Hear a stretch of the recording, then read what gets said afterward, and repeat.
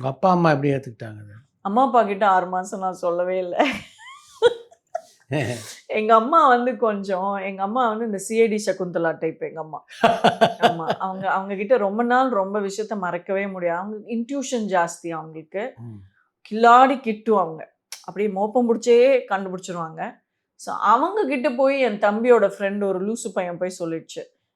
மஞ்சு அக்கா வந்து கம்யூனியன் வாங்குனாங்க. அந்த கம்யூனியன் வந்து நீங்க பாப்டிசம் எடுத்தா தான் வாங்க முடியும். இல்லனா வாங்க முடியாது. பிகாஸ் அது ஆண்டவருடைய திருவுடலாகவே தானே நாங்க கரெக்ட், நம்புறோம். அதுதான் அது. கரெக்ட். ஸோ அதனால வந்து நான் கம்யூனியன் வாங்குனத போய் சொல்லிடுச்சு இது. எங்க அம்மா கரெக்ட்டா ஈவ்னிங் ஃபோன் பண்ணி, "கம்யூனியன் வாங்குனேன்னு சொன்னாங்க. கம்யூனியன் உனக்கு எப்படி குடுத்தாங்க? பாப்டிசம் இல்லாம குடுக்க மாட்டாங்களே!" அப்படின்னு சொன்னாங்க. அப்ப என் மனசுக்குள்ள எனக்கு ஏசப்பா சொன்னாரு, "இதுதான் உன்னுடைய மொமெண்ட்." எந்த காதலா இருந்தாலும், ஒரு ஒரு லெவல் வரும்பொழுது, அந்த காதல நம்ம அங்கீகரிக்கும் பொழுது தான், அதற்குண்டான உண்மையான மரியாதைய நம்ம வந்து குடுக்குறோம். அப்ப கடவுள் மேல நம்ம வச்சிருக்கிறதும் ஒரு காதல் மாதிரி தான் இருக்கணும். அப்பதான் அவருக்கு நம்ம காதல்ல சின்சியாரிட்டி இருக்கும், ஹானஸ்டி இருக்கும், ஒரு எக்ஸ்க்ளூசிவிட்டி இருக்கும். இதெல்லாம் பக்தி மார்க்கத்திலயும் இருக்கு. ஒகே ரூபம், ஒகே நாமம்னு சொல்லுவாங்கல்ல, அந்த மாதிரி. ஸோ, அப்ப நான் வந்து ஒத்துன்ட்டேன். வேற வழியே இல்லாம. "ஆமாம்மா, நான் வந்து பாப்டிசம் வாங்கிட்டேன்" அப்படின்னு சொல்லி. அவங்க கொஞ்சம் அழுதாங்க. ஐயோ! நான் செத்து போனதுக்கப்புறம் நீ இதெல்லாம் பண்ண மாட்டியே!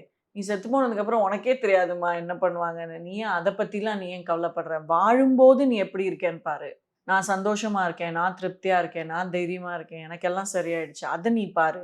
அப்டின்னெல்லாம் சொல்லி now she is very encouraging. அவங்க கிட்ட நான் ஏதாவது ஒரு பிரச்சனை சொன்னேன்னா, அவங்க என்ன கேட்கறாங்க? "நீ ஃபர்ஸ்ட்டு ப்ரே பண்ணியா? ஆண்டவர்ட்ட கேட்டியா?" அப்படின்னு அவங்க சொல்ற அளவுக்கு அவங்க என்னுடைய வாழ்க்கையில வந்து நெறைய விஷயங்கள அவங்க பார்த்துட்டாங்க. ஸோ, இப்ப அம்மா, அப்பா வந்து they are very, very good supporters. ம்.